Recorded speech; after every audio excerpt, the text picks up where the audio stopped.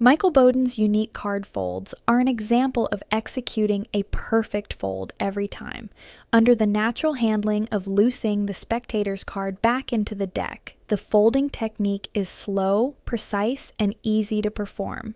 Now let's take a look at several effects and ideas where Michael has put his card folds to the test. If you enjoy performing signed card to wallet as much as I do, you might find this method a little bit unique.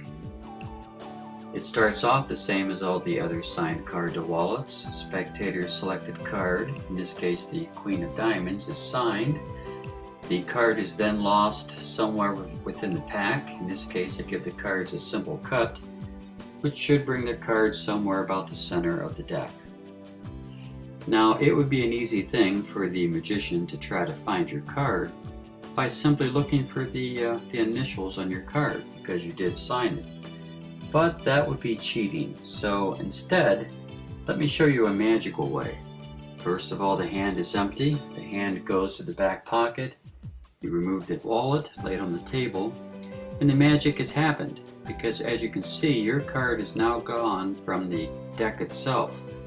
And inside the wallet, which was in my back pocket the entire time, is a folded up card, folded into quarters. Not just any card, but this folded up card just happens to be your Queen of Diamonds with your signature. Just like magic.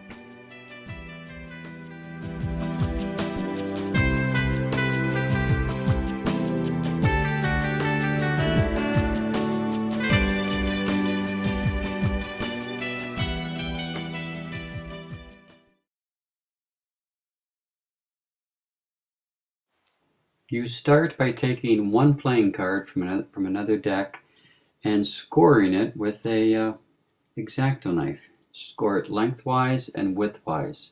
Lengthwise you score it 3 times, separated by maybe a 32nd of an inch in between each score mark. Now you score the card, but not all the way through, so that when you turn the card over you don't see any score lines on the front, only on the back. This is going to make doing the Mercury card fold, which I've renamed the Turtle card fold, because now you can do it very, very slowly, even though it does mean using a gaff card to begin with.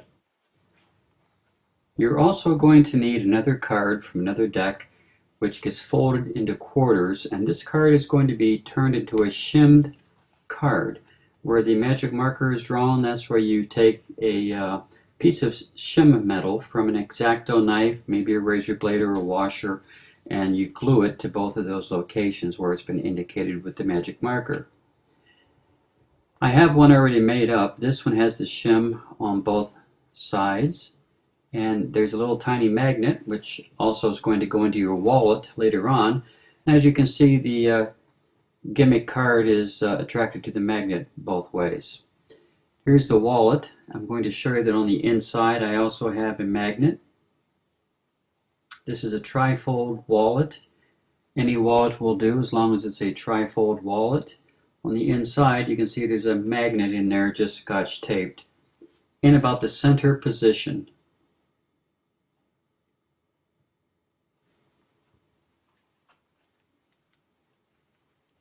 So that's all the preparation you need to do with the wallet. Sometimes, in this case I just used a piece of tape to attach that magnet.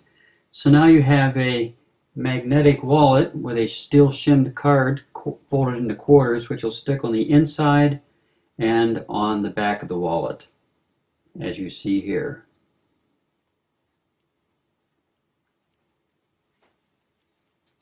This is how the folded card gets placed into the wallet for the setup, with the opening facing outward towards the spectators.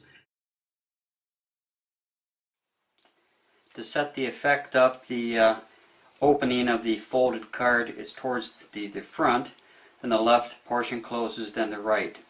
I like to do it that way, so when I pick it up, I open it with my first finger, I twist the wallet a little bit, open that up very carefully, and I'm ready to do the dump, or the fake dump from the wallet. So that's the setup on the wallet. You have your scored card, which is going to be signed. This one is signed ahead of time. Usually I have this inside the card box, and I leave it there because I like to perform other effects with the pack, maybe some coins, whatever. Put the cards away, and then when I take the cards back out of the box, obviously take out the gimmick card, the one that's been scored up and down and across. So now you're set to do any kind of a force, a Hindu shuffle, whatever you want to do. The spectator then signs the card.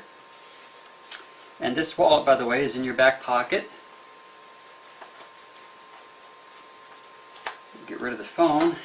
So the wallet's in your back pocket. You force the card on the spectator. They sign it with their initials, and then you place the magic marker right in the center of the close-up pad. That's very important for later on. Now, what you're going to do after they sign the card is to apparently turn the deck face down. But that's when you accomplish the first fold for what I call the turtle card fold, because you do it very slowly. Obviously, I'm going to expose it. I lift the card up, and as I turn the deck over, the card gets folded.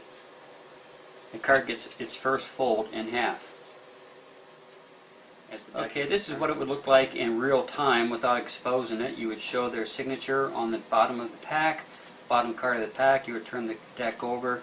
Then you swing cut half of the cards over and drop the bottom half on top, keeping that folded card underneath. Very simple matter. Swing cut, take off, drop on top, or if you want to, you can up jog them, then swing them over, pull out the bottom section and lay it on top. It just keeps that folded card in the palm of your hand. At this point, you want to flash the bottom card so that they can see that their card is no longer there. You can then fan the cards out a little bit, show the card must be in there somewhere, and now you go into a thumb fan or a pressure fan. It doesn't matter which one. You can also show the indexes of the cards if you wish, but this fan is very important because as you square it up, you reach underneath, and as you square it up, what's going to happen is the half card that's folded in the palm of your hand is now in perfect position for you to fold it one more time behind the cover of this hand. It would look like this. You close the fan, both hands are together, you do the fold, it's already done, you do the fold, and you leave it on the bottom of the pack. That's just how easy that is. The card was here, you fan the cards, you show, you square them up, you do the fold, and leave the deck right on top. Now the folded card underneath is not tightly folded, it's a loose fold, it springs open very easily, so you need to press that card flat. To do that, you emphasize the fact that to find your card, it has your signature on, so you could just look for the spectator's card. And as you do this, as you turn the deck over, you grab that folded card on the bottom, and as you're looking through the pack, you're using your thumbs to press it flat. But you tell them, oh, but I would never do that because that would be cheating. Then you turn the deck over, leaving the folded card in the palm of your hand. But I would never do that. I have a different way. You show your hand empty, you reach into your back pocket, remove the wallet, lay it on the table. At this point, you're going to have to get this palm card in your hand as you pick up the marker to place it aside. So you can patter to them and say, well, your card has your signature on it. This is where you pick up the pen, turn your palm face up, keep just getting the pen out of the way. That's why it was placed there in the center. I like to cut the cards 3 times whenever I do this. I ribbon spread the cards on the table, set the pen right back on the center of the fan, and at the same time reach for the wallet, showing the wallet front and back. I place the wallet into my hand, loading the card, folded card underneath. I then open the first flap of the wallet. I twist the wallet straight on, so now the wallet is lined up straight with my hand. I open up the other flap of the wallet to expose the folded up card. Now comes the time of apparently dumping this card onto the table. You've left an open segment up here in the front of your table to dump the card, and it's a very easy matter to just turn this wallet over, and as it gets to this point here, the card in your hand falls. So the card in the wallet stays, but as you turn the wallet over, the card in your hand falls from underneath. It would look like this from the side. Turn the wallet over, you dump it. From this side, you turn the wallet over, you dump it. So it looks pretty good from all angles. The only thing is now you have that magnetically attracted card still on the wallet. So what you want to do is pull your fingers back and drag that card to the edge of the wallet, and as you turn the wallet face up again, over, the magnetic card sticks to the back of the wallet.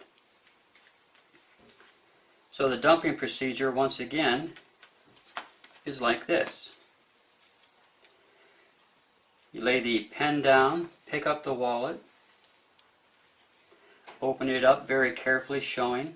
Now, you have a lot of distance between here and there, movement. A larger motion covers a smaller one, so it definitely takes care of it in this particular instance. And then as you back up, again, a larger motion is covering up a smaller one. Let me see if I can do it better this time. There it is. Keep in mind you have an object falling to the table. You have one falling to the table. Their eyes are down there, so as you come back, if you were to perhaps flash a little bit, when you come back, if you were to flash just a little bit, I don't think anyone's going to notice because of the card falling upon the table.